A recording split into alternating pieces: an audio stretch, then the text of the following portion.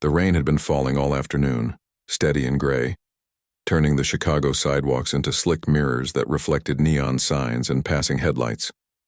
Inside. The velvet note. The air was warm and smelled faintly of espresso, aged wood, and the light citrus of cleaning spray. Soft jazz played from hidden speakers, just enough to set the mood but not loud enough to drown out conversation.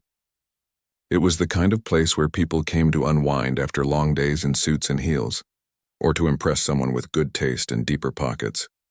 Behind the bar, glasses clinked as the bartender polished a tumbler with a white cloth. Waitstaff moved quietly between tables, balancing trays with practiced ease. And near the back, refilling water glasses with a calm efficiency that came from doing the same thing night after night, was a young woman who looked like she belonged anywhere but here. She wore a simple black blouse, black slacks, and a name tag that read Elena. Though most regulars just called her "Hey Miss" or "Excuse me," she didn't mind. In fact, she preferred it that way. Less attention meant fewer questions. Fewer questions meant fewer chances of someone recognizing her. Elena wasn't just a waitress. Not really. But that part of her life felt like it belonged to someone else. Someone younger, more hopeful, less tired. Years ago, she'd sat in grand concert halls, fingers dancing across ivory keys while audiences held their breath. She'd practiced for hours every day, driven by a love of music that ran deeper than ambition. Her mother had saved for years to buy her first upright piano, dragging it up 3 flights of stairs in their old apartment building with the help of 2 neighbors and a prayer. "You've got a gift," her mother used to say, smoothing Elena's hair after a recital. "Don't ever let it go silent." But life had a way of silencing things. 3 years ago, everything changed. Her mother fell ill suddenly, brutally. What started as fatigue turned into hospital visits, then scans, then a diagnosis no one wanted to say out loud. The medical bills piled up faster than Elena could blink. She'd been working part-time at a music school, giving lessons to kids who barely practiced while auditioning for orchestras and solo gigs on the side, but none of it paid enough. Not even close. One night after another rejection letter arrived, this time from a prestigious summer festival she'd pinned all her hopes on, she sat at her piano and played until her fingers ached. Then she closed the lid and didn't open it again. She sold the piano. Not because she wanted to, but because the rent was due and the hospital needed another deposit. The buyer was a kind older man who said his granddaughter would love it.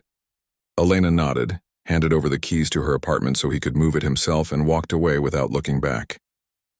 That same week, she applied at the Velvet Note. They hired her on the spot. She was polite, punctual, and didn't flinch when the manager asked if she could handle late nights. She could handle anything, as long as it kept her mother's treatments going. Now at 28, Elena moved through her shifts like a ghost, present but unseen, helpful but never intrusive. She remembered regulars' orders without being asked. Mr. Callahan liked his whiskey neat with 1 ice cube, even in summer. The couple in booth 4 always split the truffle fries and never tipped less than 20%. She knew which tables needed space and which needed a smile. She'd learned to read people the way she once read sheet music, anticipating rhythms, sensing shifts in mood, adjusting her pace accordingly. Tonight was busier than usual. The rain had driven more people indoors and the bar was nearly full. Soft laughter rose and fell like waves. A man in a navy suit argued playfully with his date about whether Miles Davis or John Coltrane was the greater genius. Near the piano, a beautiful, polished Steinway that sat untouched most nights unless a guest requested a song. 2 women toasted with champagne, their bracelets clinking like wind chimes. Elena wiped down a recently vacated table, her movements automatic. Her feet ached in the black flats she'd worn for the 3rd night in a row, but she didn't complain. Complaining didn't pay bills. Neither did dreams. She'd almost forgotten what it felt like to play. Not just press keys, but really play. To lose herself in a phrase, to shape silence and sound into something that made strangers feel less alone. Sometimes when the bar was quiet and the last guest had left, she'd run her fingers along the piano's smooth surface just for a second, but she never sat down. Never lifted the lid. It felt like tempting fate, or worse, like reminding herself of everything she'd lost. Across the room, a new guest had just been seated. He wasn't loud or flashy, but there was something about him that made the hostess straighten her posture and offer her warmest smile. He wore a dark overcoat, expensive but not showy, and carried a leather briefcase that looked more like a relic than a modern accessory. He ordered a glass of mineral water, no ice, and scanned the room with calm, observant eyes. He wasn't here to impress anyone. He was here because he liked piano bars even if no one played. Especially if no one played. He found beauty in the unused instrument, in the quiet potential of things left untouched. What Elena didn't know was that this man, let's just call him Daniel, was one of the city's most successful tech entrepreneurs. He'd built a company from a garage idea into a billion-dollar enterprise before turning 40. Now, he spent his time investing in art, music, and obscure talents that others overlooked. He believed real genius often hid in plain sight, wearing aprons and serving bread baskets. He'd once funded a street violinist's conservatory tuition after hearing her play outside a subway station.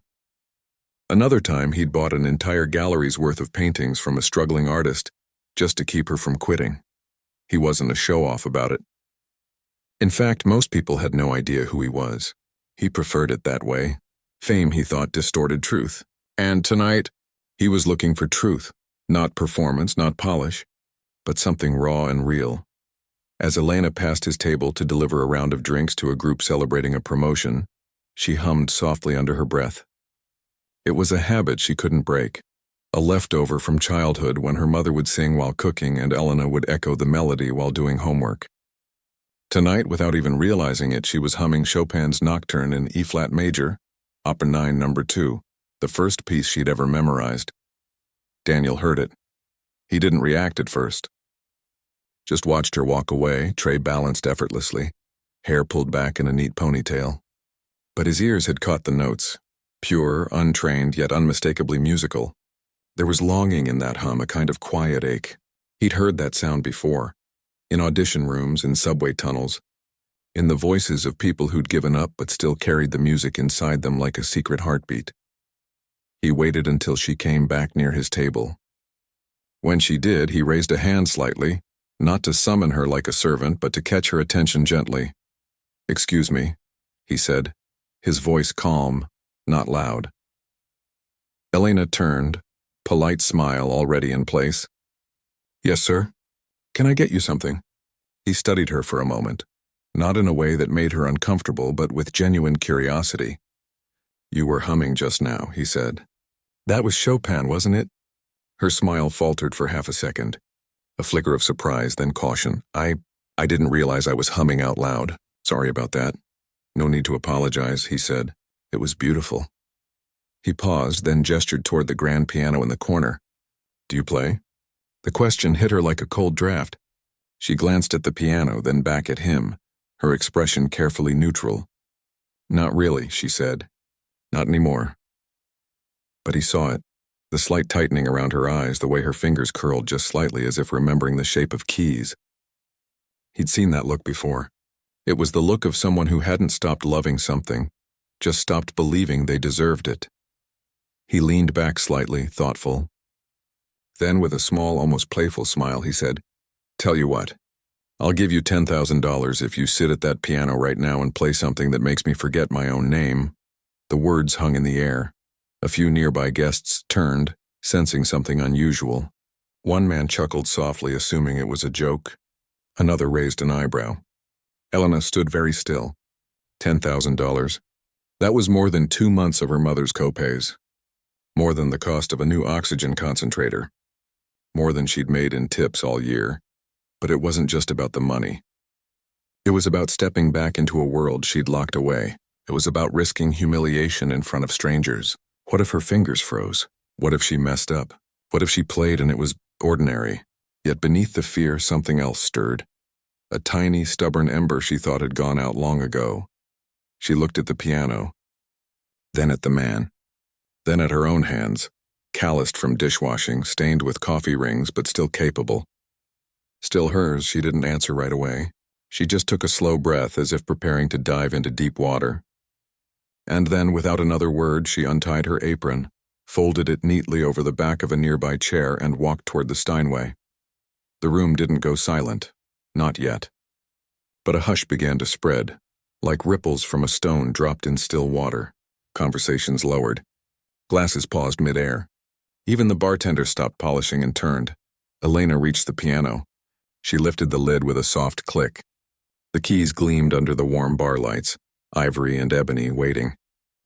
And in that moment, standing alone in front of strangers, with rain still falling outside and her heart pounding like a timpani roll, she wasn't just a waitress anymore. She was about to remember who she really was. The room didn't fall silent all at once. It happened in waves. First, the couple near the piano stopped mid-laugh, their champagne flutes halfway to their lips. Then the group celebrating the promotion lowered their voices, sensing something unusual was about to happen. Even the soft jazz from the speakers seemed to fade into the background, as if the bar itself was holding its breath. Elena stood beside the piano, her hands hovering just above the keys. She hadn't touched a real piano in over 3 years, not since the day she'd sold hers. Back then, the thought of playing again felt like reopening a wound that had barely scabbed over. But now, with $10,000 on the line and the weight of her mother's medical bills pressing down on her chest like a stone, she had no choice but to try. She sat. The bench was cool beneath her, familiar in a way that surprised her. She adjusted it slightly, just like she used to, pulling it forward until her elbows formed a perfect right angle. Her fingers trembled, not from cold but from something deeper. Fear?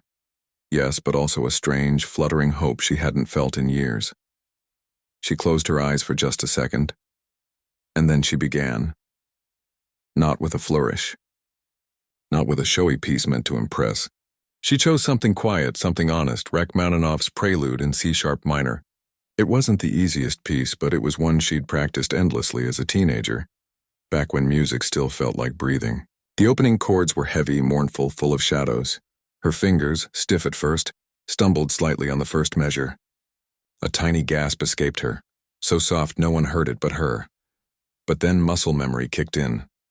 Her right hand found the melody, slow and aching, like someone walking through an empty house remembering every room. Her left hand anchored the harmony with deep, resonant chords that vibrated through the floor.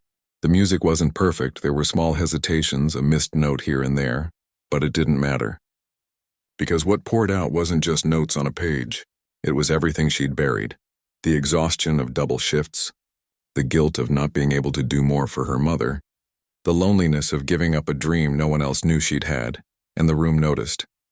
The man who'd made the bet, still unnamed to her, sat perfectly still. His mineral water sat untouched. His usual smirk, the one he wore like armor in business meetings and charity galas, had vanished. In its place was something raw, awe, maybe even humility. He'd heard virtuosos play this piece in concert halls with perfect technique and flawless timing. But he'd never heard it played like this, like someone was tearing open their chest and letting the music spill out. Around him, the atmosphere shifted completely. The woman who'd been texting under the table slipped her phone into her purse and stared at Elena, her eyes glistening. The man who'd been arguing about jazz legends leaned forward, elbows on the table, chin in his hands, completely still. Even the bartender, who'd seen everything from marriage proposals to bar fights, stopped wiping glasses and just listened, his rag dangling from his fingers. No one spoke. No one moved. It was as if the entire bar had been wrapped in a bubble of sound, and nothing outside it existed anymore. Elena didn't notice any of it. She was lost inside the music now, the way she used to be when she was 16 and the world hadn't yet taught her to be careful. Her shoulders relaxed. Her breathing synced with the phrasing. The stiffness in her hands melted away, replaced by a fluid motion that felt like coming home. She reached the climax of the piece, the storm of chords that Rachmaninoff wrote when he was just 19. Full of youthful despair and grand emotion, her fingers flew, not with speed for speed's sake, but with urgency, as if she had to say something before it was too late. The piano roared under her touch, filling the room with a sound so powerful it seemed to shake the very air. And then, just as suddenly, it softened. The final chords came slowly, like footsteps fading down a hallway. One last low note lingered in the air, vibrating in the silence that followed. For a full 3 seconds, no one moved. Then, someone clapped. Just once. A single sharp sound, that broke the spell. The room erupted, not with polite applause but with something deeper. Cheers, whistles, people rising to their feet. A woman near the front wiped her eyes with the back of her hand. The couple who'd been sharing truffle fries looked at each other like they'd just witnessed something sacred. Elena blinked, startled back into her body. Her hands hovered over the keys, trembling again, but this time from adrenaline, not fear. She hadn't expected this. She'd expected maybe a nod, a quiet thank you, maybe even a polite round of claps before everyone went back to their drinks. Not this outpouring. She looked toward the man who'd challenged her. He wasn't clapping. He was standing. Slowly, deliberately, he walked toward the piano. The crowd parted slightly, not out of deference to his wealth. Most didn't even know who he was, but out of respect for the moment. He stopped a few feet away, his expression unreadable at first. Then he smiled. Not his usual confident, slightly amused smile, but something quieter, more genuine. "You didn't just play piano," he said, his voice low enough that only she and a few nearby guests could hear.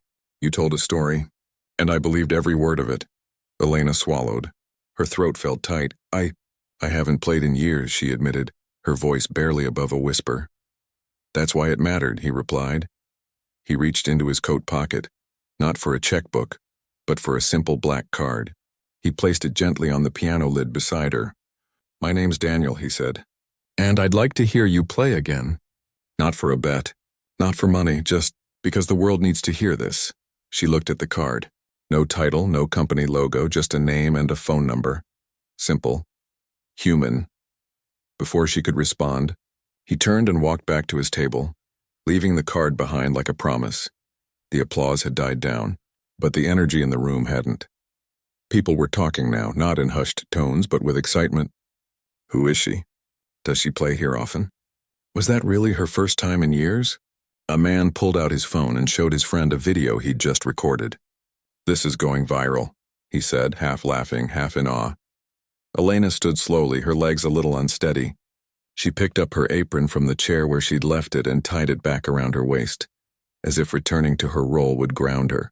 But she didn't feel like the same person who'd tied it on an hour ago. She walked back to the bar, head down, trying to act normal. But the bartender handed her a glass of water with a look that said, "I saw that. I know." She nodded gratefully and drank it in one long gulp. Her shift wasn't over for another 2 hours, but everything felt different. When she took orders now, people looked at her differently. Not with the casual indifference they gave servers, but with a kind of quiet respect. One woman even said, "Thank you for that. I needed to hear something real tonight." Elena just smiled and said, "It was my pleasure." But inside, something was shifting. Later, during a rare quiet moment, she pulled the black card from her pocket. She hadn't even realized she'd taken it. She stared at the number, her mind racing. Was this real? Or was it just another fleeting moment that would vanish by morning? She thought about her mother, asleep in her hospital bed, probably dreaming of their old apartment, of Elena playing piano while she cooked dinner. She thought about the stack of bills on the kitchen counter, the ones she kept hidden in a shoebox under the sink. $10,000 would help. But what Daniel offered felt like something more than money. It felt like a door opening. Still, she hesitated because hope was dangerous. Hope made you believe things could change, and when they didn't, the fall hurt worse.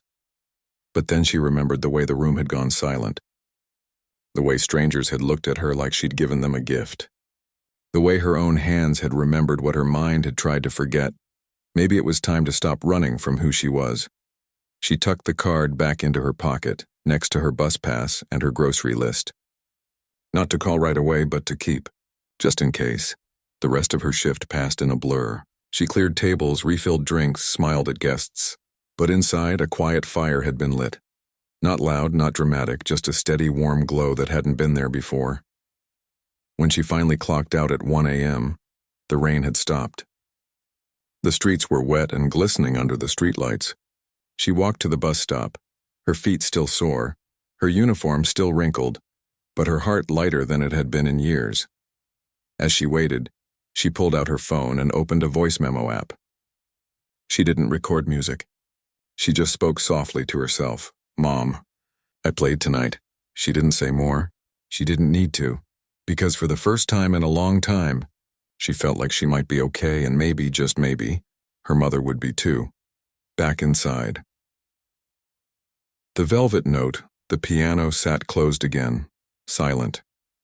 But the air still hummed with the echo of what had happened there, and somewhere in the city, a man named Daniel sat at his desk watching a shaky phone video of a waitress who'd reminded him why he believed in second chances. He didn't know it yet, but this was only the beginning. The next morning came too soon. Elena woke to the sound of her alarm buzzing on the nightstand, the same tinny beep that had dragged her out of sleep for the past 3 years. Sunlight filtered through the thin curtains of her one-bedroom apartment, casting long rectangles across the worn carpet. She sat up slowly, her body stiff from standing all night, but something felt different. Lighter, like she'd shed a layer of weight she didn't know she was carrying. She glanced at the kitchen counter.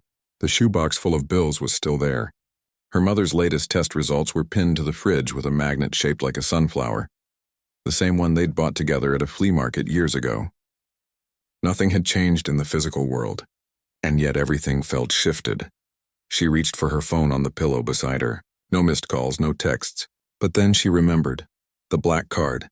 She'd tucked it into the pocket of her work slacks before hanging them up. She got up, patted across the floor, and pulled the card out. It was still there. Real. Not a dream. She stared at it while the coffee brewed, the rich smell filling the small kitchen. She didn't call the number, not yet, but she took a photo of it and saved it under piano, maybe, just in case. Her day started like any other. A quick shower, toast with peanut butter, a bus ride to the hospital. Her mother was sitting up in bed when she arrived, sipping tea from a styrofoam cup, her face pale but alert. "You're early," she said, smiling. "Got off shift on time for once," Elena lied gently. She didn't mention the piano, not yet. She wasn't sure how to explain it, how to say that for 3 minutes last night she'd felt like herself again, and that it scared her almost as much as it thrilled her. They talked about small things. The nurse who always brought extra crackers, the new soap opera her mother had started watching, the way the hospital garden was finally blooming. Elena held her hand while they spoke, noticing how thin her mother's fingers had become, how the veins stood out like blue rivers under paper-thin skin.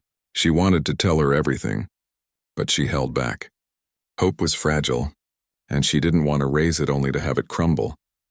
Back at her apartment that afternoon, she finally let herself watch the video. A coworker had texted it to her that morning. "Girl, you're famous." At first she thought it was a joke, but when she opened the link, there it was. Grainy, slightly shaky, but unmistakable. Her at the piano. The room silent, her hands moving. The final chord hanging in the air like a held breath. The caption read, "Waitress plays like a ghost from another life." Holbar cried, "Chicago, you need to see this." Comments poured in. "Who is she?" This gave me chills. Why isn't she on stage somewhere? Real talent doesn't need a spotlight, it creates its own.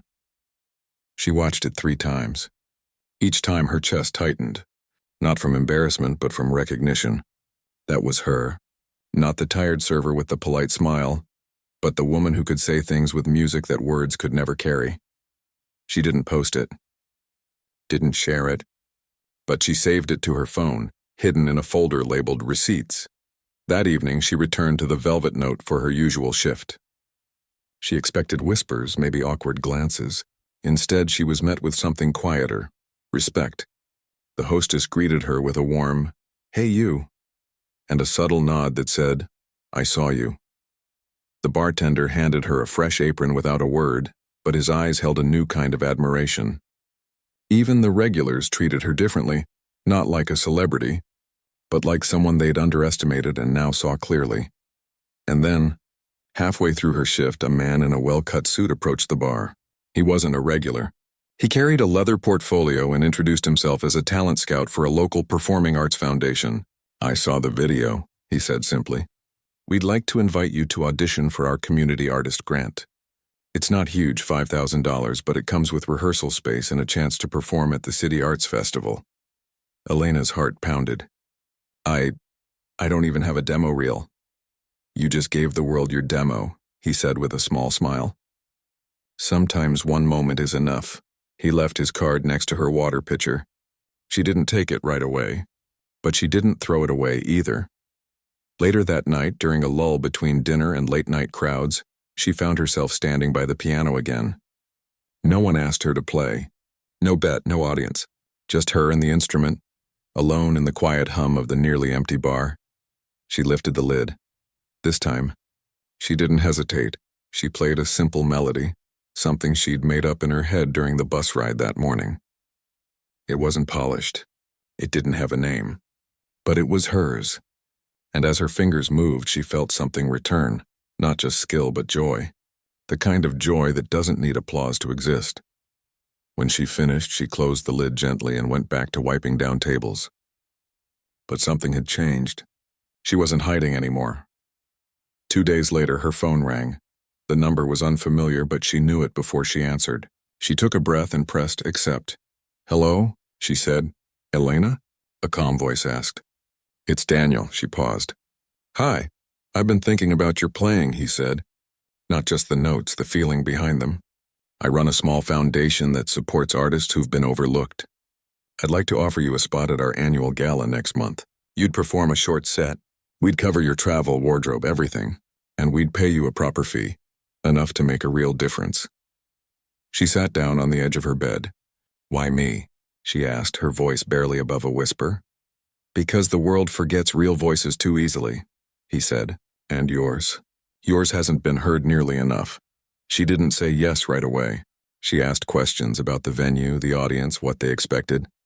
He answered honestly. It would be formal, yes, but not intimidating. The crowd would include donors, musicians, educators, people who cared about art, not just spectacle. "You don't have to be perfect," he added. "Just be you. That's more than enough." They talked for 20 minutes, not as Millionaire and Waitress, but as two people who understood what it meant to carry something precious in a world that often doesn't notice. When she hung up, she walked to the fridge and took down the sunflower magnet. Beneath it was a photo of her and her mother, taken years ago at a park, both of them laughing, Elena holding a music book under her arm like a trophy. She looked at it for a long time. Then she called the hospital. "Mom," she said when her mother answered, "remember that piano I used to play?" There was a pause. "Of course I do, mija." Every note. Elena took a breath. "I played again last week. At work." Her mother didn't say anything for a moment. Then softly, "I knew you would. You never really stopped." Tears welled in Elena's eyes. "I might get to play somewhere bigger soon. A real stage. I'll be there," her mother said firmly. "Even if I have to roll in on a gurney." They both laughed. But it was the kind of laugh that comes after a long silence, full of relief, full of love. Over the next few weeks, Elena's life became a careful balancing act. She kept her shifts at the bar. She still needed the income. But now, after work, she practiced. Not in a fancy studio, but in a borrowed room at a community center, thanks to a favor from the talent scout. The piano there was old, slightly out of tune, but it was enough. She chose her pieces carefully. Not just the classics she'd once mastered, but new compositions, fragments of melodies that had been swirling in her head for years, waiting for permission to be born. She wrote one called Hospital Window, a gentle, rising theme that mimicked the way dawn light crept across her mother's bedside. Another, Apron Strings, wove playful rhythms with moments of quiet strength, like the women who serve the world without fanfare. Daniel checked in once a week, not to pressure her but to offer support. He connected her with a retired concert pianist who agreed to give her a few coaching sessions. "Not to fix you," the older woman said during their first meeting. "Just to help you remember how strong your voice already is." Elena practiced until her fingers ached. She recorded herself, listened back, made adjustments. She wasn't trying to be flawless. She was trying to be honest. Meanwhile, the video from The Velvet Note kept spreading. A local news station reached out. She declined an on-camera interview but agreed to a short phone segment. "I'm not a story," she told the producer. "I'm just someone who got a second chance, and I don't want to waste it." The night before the gala, she couldn't sleep. She sat on her fire escape wrapped in a blanket, watching the city lights flicker below. She thought about how close she'd come to never playing again. How easy it would have been to say no to the bet, to keep her head down, to let the music stay buried, but she hadn't. And now tomorrow, she'd walk onto a stage in a dress she'd never imagined wearing, in front of people who'd never seen her serve a drink. And she'd share the one thing she'd tried so hard to lock away, not for fame, Not for money, but because it was hers, and it was time. She went back inside, opened her laptop, and typed a simple email to Daniel. "Thank you for seeing me when I couldn't see myself." She didn't hit send right away. She read it over. Then she added one more line, "I'll be ready." And for the first time in years, she believed it. The gala was held in a grand hall downtown, the kind with marble floors, crystal chandeliers, and velvet curtains that probably cost more than Elena's entire apartment. She arrived 2 hours early as instructed, her stomach fluttering like a trapped bird. She wore a simple navy dress, elegant but not flashy, lent to her by a stylist Daniel had arranged. It fit perfectly, which only made her more nervous. She wasn't used to feeling like she belonged in places like this. Backstage was quiet, just the hum of lights and the soft shuffle of staff preparing. A stagehand handed her a bottle of water and pointed to a small dressing room with her name on the door. Just Elena. No last name, no title. She stepped inside and closed the door, leaning against it for a moment. The room was small but clean, with a mirror, a chair, and a single vase of white lilies. On the table sat a note, "Play like no one's listening, because tonight they finally are." It was signed with just a D.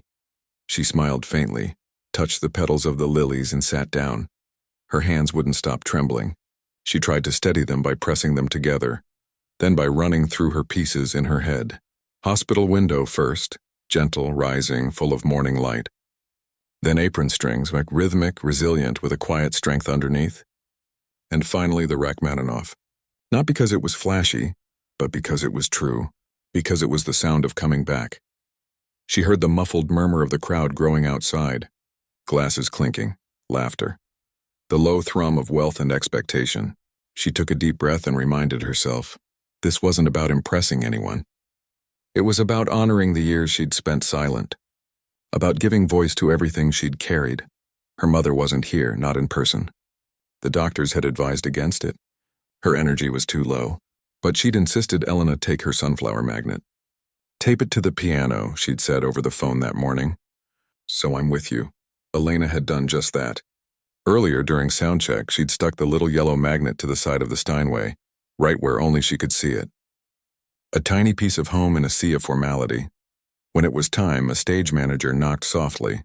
5 minutes. She stood, smoothed her dress, and walked out. The stage lights were blinding at first. She blinked, adjusting. The audience was a sea of dark suits and shimmering gowns, faces blurred by the glare. But she didn't look for individuals. She walked to the piano, sat, and placed her hands on the keys. Silence fell. Not the polite kind, but the deep, expectant quiet that comes before something real begins. She played Hospital Window first. The opening notes were soft, like footsteps in an empty hallway at dawn. She let the melody unfold slowly, each phrase shaped by memory, the beep of monitors, the rustle of sheets, the way her mother's hand felt in hers during long nights. The music wasn't sad. It was tender, full of waiting, yes, but also full of love. Halfway through, she forgot the crowd, forgot the dress, forgot everything but the story her fingers were telling. When she finished, there was no applause, just a held breath. Then as she moved into apron strings, the mood shifted. This piece had rhythm, a kind of quiet defiance. It started with a simple motif, like the clink of a coffee cup, then built into something stronger, a melody that walked with purpose, that carried weight without complaint. She played it with a smile in her touch, remembering the women she worked with, the ones who showed up tired but never gave less than their best. By the time she reached the Rachmaninoff, the room was completely still. This time her fingers didn't hesitate. They knew the path.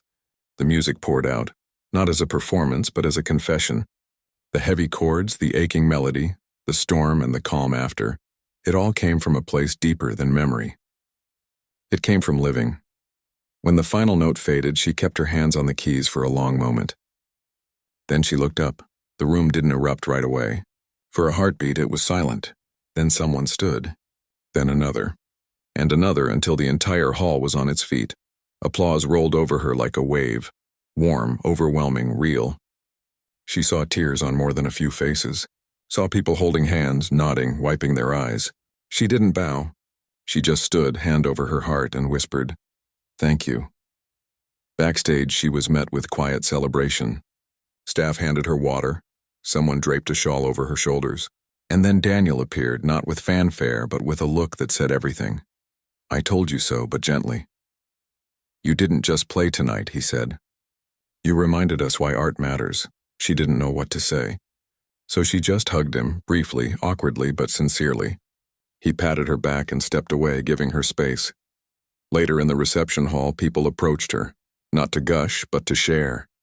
A woman told her the music made her think of her daughter, who'd given up violin to pay for college. A man said he hadn't cried in years, but tonight he did. "You made it okay to feel something," he said simply. No one asked for autographs. No one treated her like a star. They treated her like a human who'd spoken truth. And that meant more than any praise. The next morning, her phone wouldn't stop buzzing. Not with spam, but with messages that mattered. The Community Arts Foundation offered her a teaching residency. A small record label asked if she'd consider recording an album. A nonprofit that supported families with medical debt reached out, wanting to feature her story in their campaign. But the most important message came from the hospital. Her mother's nurse had called. "She watched the live stream," the nurse said, voice warm. "She cried the whole time. Then she smiled and said, 'That's my girl. She's been asking for you ever since.'" Elena rushed to the hospital, still in yesterday's dress, hair messy, eyes red from lack of sleep and too many emotions. Her mother was sitting up, propped on pillows, the sunflower magnet clutched in her hand. When she saw Elena, her face lit up. "You were magnificent," she whispered. Elena sat on the edge of the bed and took her hand. "I played for you." "I know," her mother said. "I heard every note." They didn't talk about money or bills or the future. They just sat together holding hands, listening to the quiet hum of the hospital around them. For the first time in years, the weight didn't feel so heavy. Over the next few weeks, Elena made choices, not grand, dramatic ones, but careful, human ones. She didn't quit her job at the bar right away. She still needed the steady income and she liked the people there. But she cut back to part-time. She started teaching piano 2 afternoons a week at the community center, working with kids who couldn't afford lessons. She charged what they could pay, sometimes just a drawing, sometimes a homemade cookie. She didn't care. She just wanted them to know that music wasn't for the perfect or the privileged. It was for anyone who needed to say something they couldn't put into words. Daniel kept his promise. He didn't throw money at her or try to turn her into a product. Instead, he quietly funded a scholarship in her mother's name, the Light Through the Window Fund, to help families cover medical costs while supporting their loved ones' creative dreams. "Your mother gave you music," he told Elena. "Now let her give it to others." She cried when he told her. Not from sadness, but from the sheer unexpected kindness of it. She also began composing again. Really composing. Not just fragments, but full pieces. She wrote one called Second Chances, which she played at a small benefit concert for the hospital. People came not because she was famous, but because they'd heard her story and wanted to support something real. The viral video never turned her into an overnight sensation. There were no talk show invites or record deals with major labels. And that was okay. She didn't want fame. She wanted purpose. And she'd found it, not on a big stage, but in the quiet moments, a student finally nailing a scale, her mother humming along to a new melody, the look on a stranger's face when music made them feel seen. One evening, weeks after the gala, she returned to the Velvet Note for her usual shift. The piano sat in the corner, lid closed. A group of new guests sat nearby, laughing over cocktails. One of them spotted her and leaned toward his friend. "Isn't that the waitress who played piano?" His friend nodded. "Yeah, she's incredible." Elena smiled to herself as she refilled their water glasses. She didn't correct them. She didn't need to. Later, during a quiet moment, she walked to the piano, lifted the lid and played a few bars of Apron Strings. Just for herself. Just because she could. And as the notes filled the room, soft and steady, she knew this wasn't an ending. It was the beginning of a life she'd almost given up on, a life where music wasn't a dream she'd lost, but a gift she'd reclaimed, and this time, she wouldn't let it go silent again. The morning of her first official recital dawned clear and cool, the kind of autumn day that smells like fallen leaves and fresh coffee. Elena stood at her kitchen window, wrapped in an old sweater, watching the city wake up below. Her hands were steady now. No more trembling before a performance, no more second-guessing whether she belonged. She'd practiced for weeks, not just the pieces, but the quiet confidence that came with knowing your worth isn't tied to applause. This recital wasn't in a grand concert hall with velvet seats and 1,000 strangers. It was in a modest auditorium at the Community Arts Center, the same place where she'd first started practicing again after that night at the bar. The room held maybe 200 people, and most of them weren't critics or industry scouts. They were students she taught, neighbors from her building, nurses from the hospital, regulars from the Velvet Note, and a few curious souls who'd seen her story online and wanted to hear the real thing, not a clip. And in the front row, wearing a soft blue shawl and sitting upright with quiet pride, was her mother. She'd insisted on coming despite the doctor's concerns. "I missed your first real performance," she'd said. "I won't miss this one." They'd arranged for a wheelchair, oxygen tank discreetly tucked beside her, and a nurse on standby. But none of that mattered the moment their eyes met across the room during soundcheck. Her mother had simply smiled and mouthed, "Play like you mean it." Elena did. She walked onto the stage not as a prodigy rediscovered, but as someone who'd fought her way back to herself. She wore a simple dress, deep green this time, the color of hope after rain, and carried no sheet music. Everything was in her hands, in her heart. She began with her hospital window. The notes rose like morning light spilling across a quiet room, gentle, patient, full of waiting. She played it slower than before, letting each phrase breathe, as if giving space to all the nights she'd spent beside that bed, holding a hand, saying nothing, just being there. Halfway through, she saw her mother close her eyes and lean back, a tear slipping down her cheek. Elena didn't falter. She played it for her, for every silent moment they'd shared. Then came apron strings, lively and warm, with rhythms that echoed the clatter of dishes, the shuffle of tired feet, the quiet dignity of showing up day after day. A few people in the audience chuckled softly. They recognized it. They'd lived it too. One woman in the back, a former waitress herself, nodded along, her eyes bright, but the final piece was new. She called it Second Chances. It started with a single, hesitant note like the first step after a long fall. Then it grew, weaving in fragments of the Rachmaninoff, echoes of Chopin, threads of her own voice. It wasn't flashy. It didn't need to be. It was honest. It told the story of loss, of silence, of a bet that became a bridge, of a mother's love that never stopped believing. And in the end, it didn't resolve into triumph, it resolved into peace. A quiet, hard-won peace that said, "I'm still here, and I'm still playing." When she finished, the room didn't explode in cheers. It exhaled. Then slowly, people stood, not out of obligation, but out of shared understanding. This wasn't entertainment.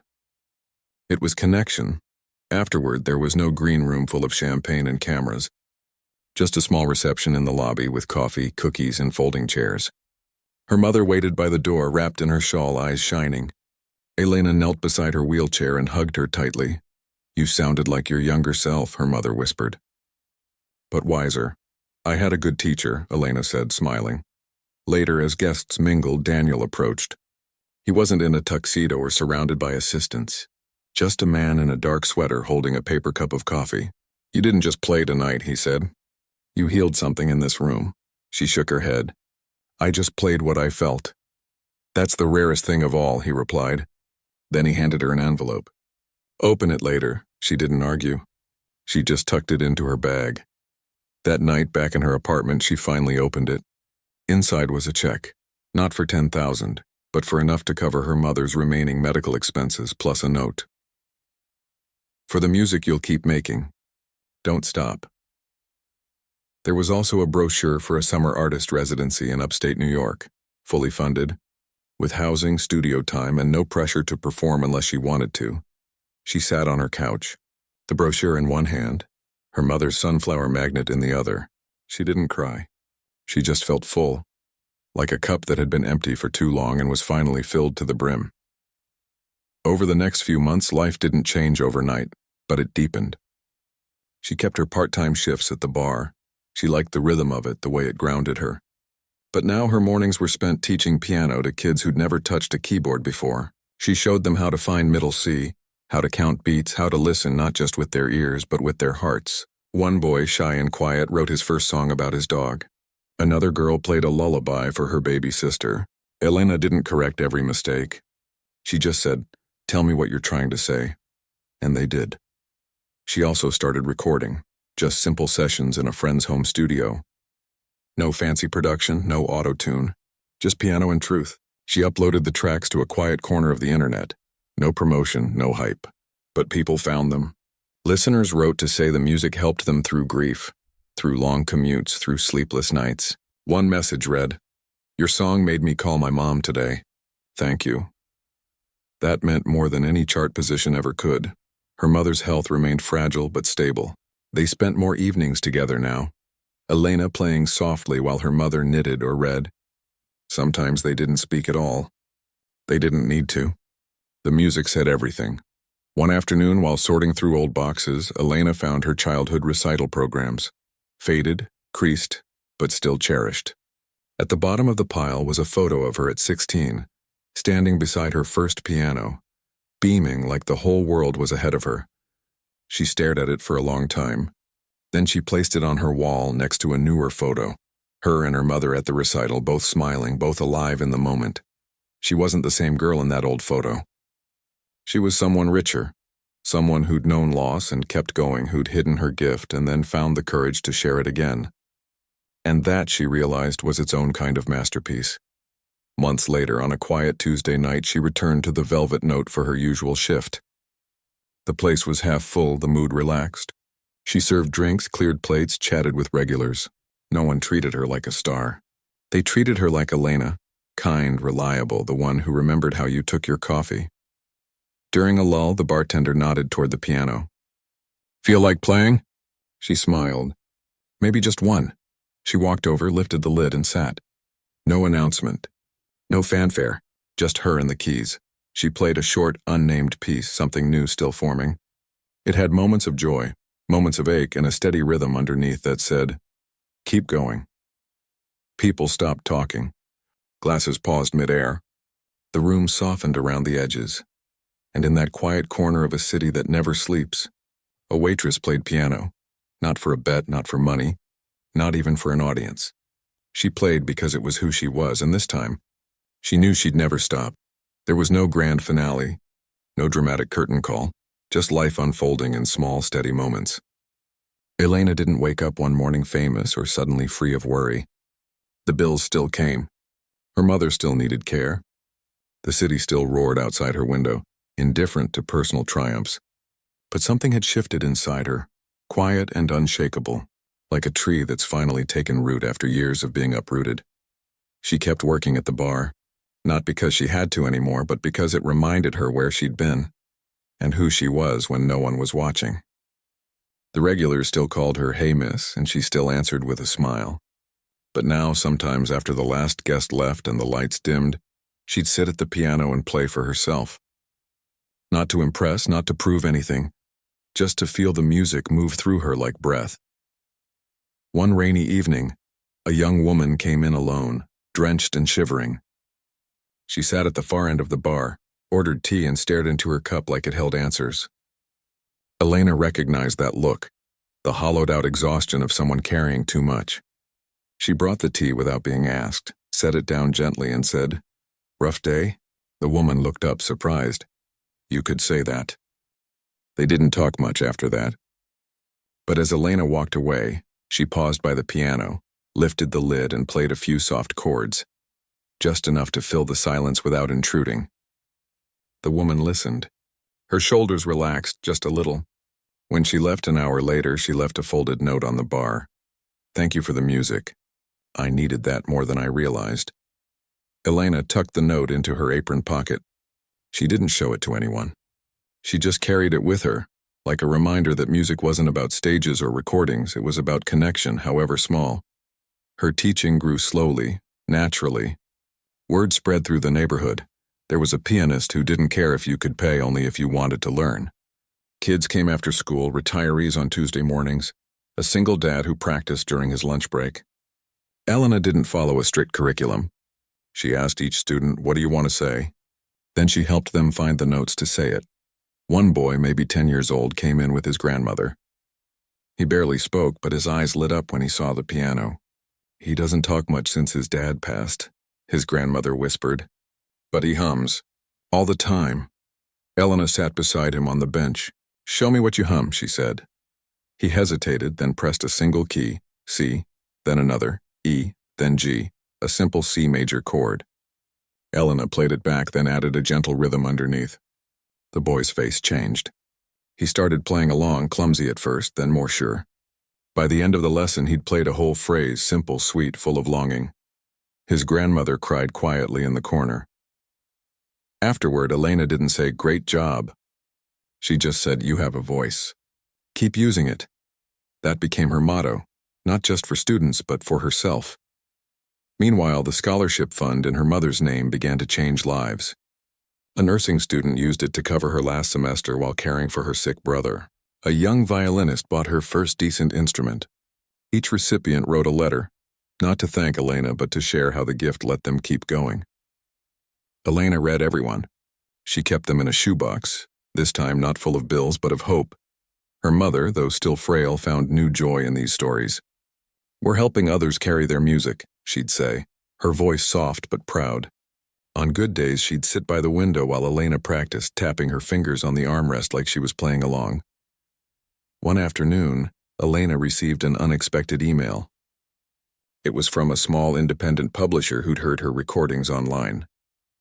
They wanted to release an album, not a flashy commercial project, but a quiet collection of her original pieces, with liner notes written in her own words. "No pressure," the email read. "Just your truth, however you want to share it." She almost said no. The idea of putting her music out into the world felt vulnerable, like handing someone a piece of your heart and hoping they don't drop it. But then she remembered the waitress who'd left the note, the boy who found his voice, the woman who cried at the gala. Music wasn't meant to be hoarded. It was meant to be given. She said yes. Recording the album took months. She did it in a converted church studio, where the acoustics were warm and forgiving. No producers shouting directions. No deadlines breathing down her neck. Just her, the piano, and a sound engineer who understood silence as much as sound. She recorded late at night when the city was quiet and her mind was clear. Sometimes she'd play a piece 3 times. Other times just once if it felt right the first time. She left it. The album was called Still Playing. Not because she'd overcome everything, but because she hadn't stopped. Even when it hurt. When it was released, it didn't top charts.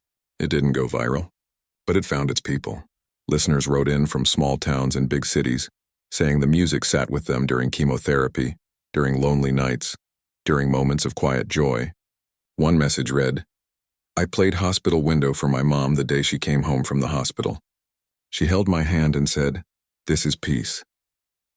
Elena printed that message and taped it to her fridge, right next to the sunflower magnet.